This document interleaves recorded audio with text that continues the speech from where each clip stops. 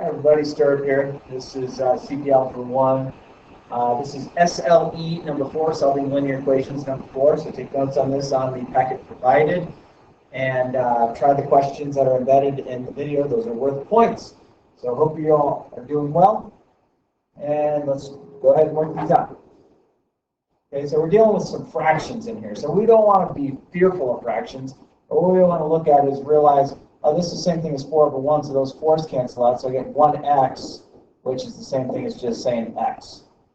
Okay, next problem. Same idea, the 8's cancel each other out. What do we have left? We have 3x over 1, which is the same thing as 3x.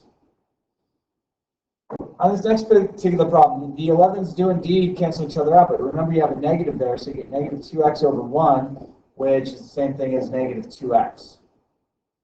And then last problem on this row, the 7's cancel each other out, and that leaves me just 4 for an answer. Notice I skipped over, I didn't put the 4 over 1. And then we get to a point where we start adding fractions. Ooh, adding fractions. So this is a little different. Let me show you a concept. You might have known the way of finding a common denominator, but watch a much better way. This is addition. So I'm going to go 1 times 5, which is 5. It was a plus sign, then I add a plus. 1 times 2, which is 2. Over, the bottom multiplied together is 10, and I get an answer of 7 over 10. Try that on your own. That really works. It also works with subtracting. Okay, same thing. I'm going to go from top left down here, so 3 times 4 is 12. It's a subtraction problem, so I'm going to put the subtractions on there. 1 times 7, which is 7, over 7 times 4, which is 28. 12 subtract 7 is 5, so I wind up with 5 over 28. All right, try this next problem. Again, same as subtraction, so 2 times 5 is 10. Subtraction sign bring down. 3 times 3 is 9, over 3 times 5, which is 15. Okay, it's crisscross the bottom. We call it the butterfly method. 10 minus 9, which is equal to 1, so I get 1 over 15. And last problem on the page. It goes back to an addition problem, so same idea. 1 times 2 is 2. Put the plus there. 3 times 4, which is 12, over 4 times 2, which is 8. So I get 14 over 8. Well, we have to reduce that now because 2 goes into both, so I wind up with 7 over 4. Yes, you do have to reduce your problems, or your fractions. All right, so this is a whole bunch. So this is keeping the PEMDAS that we talked about. But when we do PEMDAS, when we are solving problems, we kind of work backwards. We start with the addition and subtraction, then multiplication and division, and then the parentheses, things such as that. So let's kind of keep that in mind. So when we distribute over, notice what they've done here on this little graphic. A times B is AB, and A times C is AC. And then add them together if you can, if they're like terms. If they're not like terms, leave them apart. All right, so we talked about the distributive property. So let's distribute first. So 3 times K and 3 times 8. 3 times K is 3K. 3 times 8 is 24. Notice I have the addition sign still there. Those are not like terms. I cannot do it. I didn't distribute the 3 to the 21 as well because it's on the other side of the equal sign. It wasn't grouped together with the fraction. So now we're going to go ahead and work this like we've done before. This looks just very similar. So I'm going to subtract 24 from both sides. Those cancel each other out, so I get 3K is equal to negative 3. And then 3 and K are being held together by multiplication, so I'm going to divide each side by 3. Those cancel, so I wind up with K equals negative 1. Okay, distributive property works really well. On this one, I'll use my highlighter to highlight a specific part. Notice I have a negative 2 out in front. Do not combine those together because the negative 2 is going to have to distribute over the parentheses. So do not combine the 6 minus 2 first. Okay, you have to distribute the negative 2 over the parentheses to both of those. And so this is what it's going to look like. 6 does not get affected. Negative 6 times 3x is negative 6x. Negative 2 times negative 5 is positive 10, and then the 40 comes down. Before I draw my dashed line in, I notice I have 2 like terms on the same side, so I'm going to combine those together before I do anything. So they're both positive numbers, so it becomes more positive. And then from there, I'm going to go ahead and do my dotted line. Okay, now we're going to start solving for the variable. So I'm going to subtract 16 from both sides. Those cancel each other out, so I get negative 6x is equal to let's see, that's going to be 4, 3 times 2, that's 24. Divide each side by what? Yeah, negative 6. So I wind up with x equals, those cancel out, x equals negative over positive, or positive over negative is going to give me, and reduced, it's going to give me negative 4. Good problem. Okay, so when we have fractions throughout, oh my goodness. This is the best skill, and I would like you to be working with it, and you're not going to be perfect at it right away, but I want you to work with it, and I want you to realize it's okay that we have fractions, but there's a way that we can get through and get rid of our fractions. So notice I have a 3, a 2, and a 3. So my denominators, the bottom part of my fractions, is those numbers. These are either a 3, a 2, or a 3. Well, being I have a multiple of 3, I don't have to use that twice. So 3 and 2, if I combine 3 and 2 together, I get 6. So I'm going to multiply this by 6 over 1, this by 6 over 1, and this by 6 over 1. By me doing that, that's going to allow me to go ahead and cancel. And then I'm going to combine. So 2 times 1x is 2x. 2 goes into 6 3 times. So 3 times 1x, which is 3x, is equal to 3 goes into 6 twice, and then 2 times 10 is 20. Combine your like terms. Those are like terms, so add them together, so I get 5x. We get 5x is equal to 20. We can do our line here. Divide each side by 5, because those are being multiplied, so x is equal to 4. Clearing the denominator is a huge skill. Huge skill. Okay? Please practice it. You're not going to be perfect right away, but the more and more you practice, the better you become at this. Okay, so these skills, we're going to go ahead and take a look. We're going to look. Notice I have the same denominator all the way through, so I'm going to multiply this by 15 over 1. Is 15 over 1 the same thing as 15? Yes, it is. So I'm going to multiply everything by 15. And when I do that, my 15s cancel out there, and I'm just left with 1a, or just a.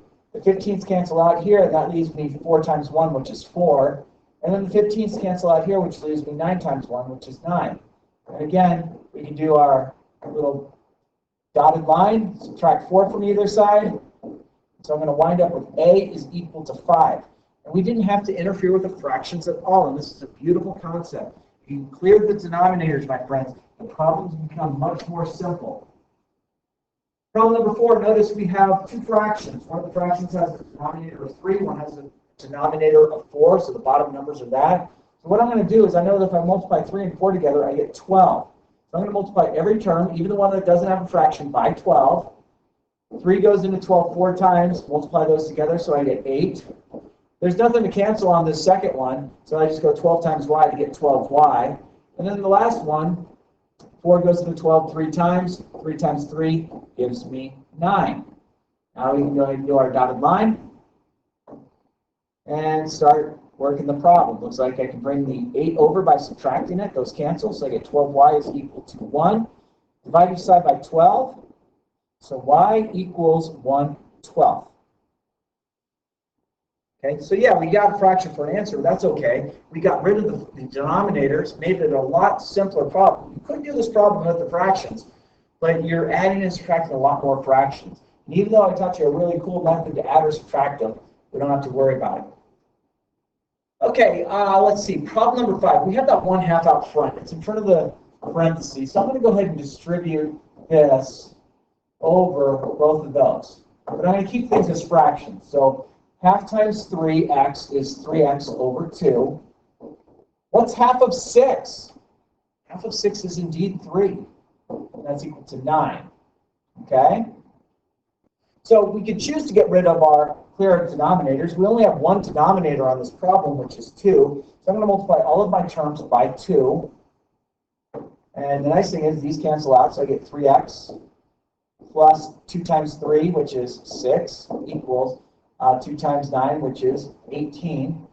Now we can go ahead and solve this like normal. So I'm going to subtract 6 from both sides.